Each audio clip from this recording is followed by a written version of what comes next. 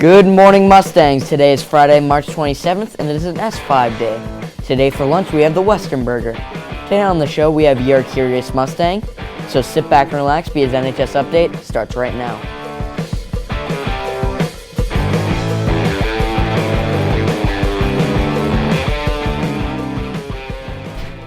Welcome to the show. I'm TJ Gover. And I'm Tori Giffen. A reminder to seniors, check the scholarship board and guidance for any new scholarships that have come in. Also, the Norris Scholarship Foundation application is due April 1st. Now let's send it over to Danny Sullivan with an interview with the EYC. Good morning. I'm here with Ms. Leichman, Julia, and Charlotte. So, why are you doing this program? We're doing this program because it reduces waste, saves money, and it makes NHS more green. It's helping the environment too.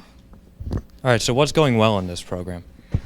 So it's been going pretty well with the sorting, especially with the trays, and that's allowing the custodians to empty the trash less. And everyone's been having like a pretty good attitude, and we hope that continues. All right, so what have been some issues with this program?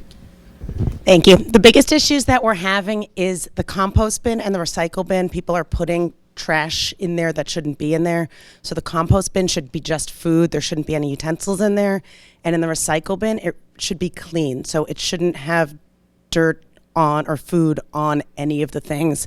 If there's food stuck on things, it has to go in the trash. And that includes milk cartons that we can't rinse out. So there is milk inside. They all have to go in the trash because otherwise we cannot use the recycling.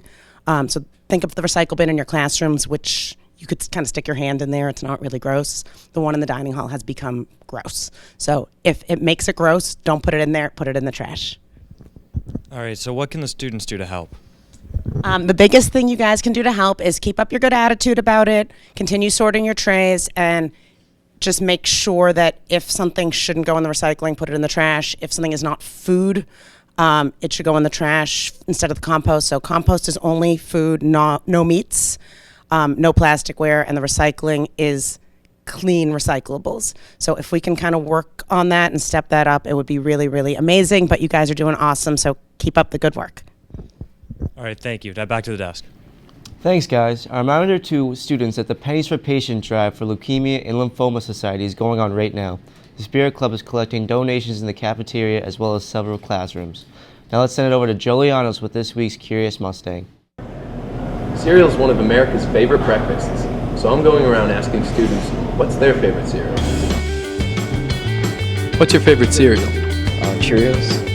What's your favorite breakfast cereal? Fruit Loops. Some Cinnamon Toast. I don't know, Cocoa Pebbles?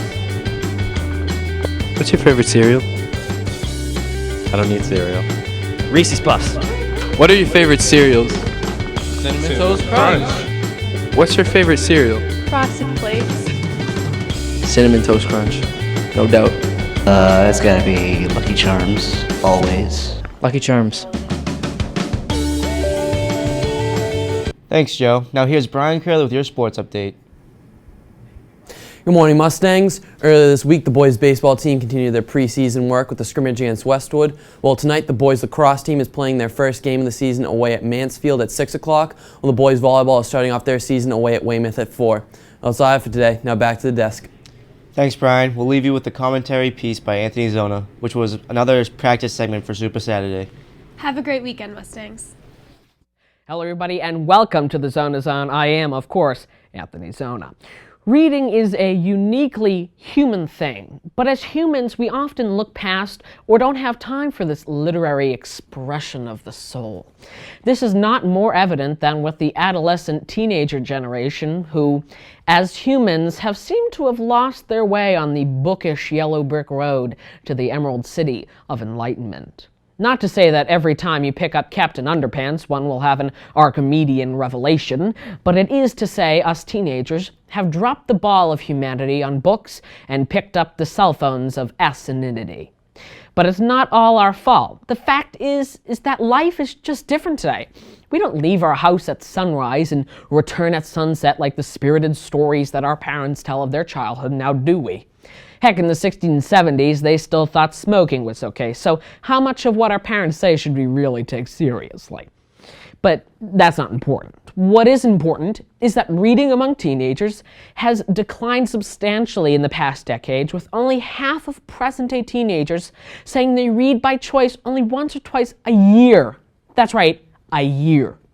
But after a 6.5-hour day of school and countless hours of homework, nobody's really ready to get onto the treadmill of intellectual calisthenics.